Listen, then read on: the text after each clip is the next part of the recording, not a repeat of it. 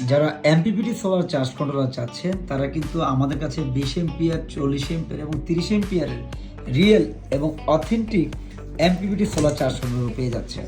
এবং বর্তমানে আমাদের প্রতিটি চার্জ কন্ট্রোলার কিন্তু পূর্বের মূল্য থেকে 500 টাকা করে প্রতিটি প্রোডাক্ট কিন্তু ডিসকাউন্ট পাচ্ছে। যারা চার্জ কন্ট্রোলার চাচ্ছেন তারা যোগাযোগ করুন IPSBazaar.bd.com-এ।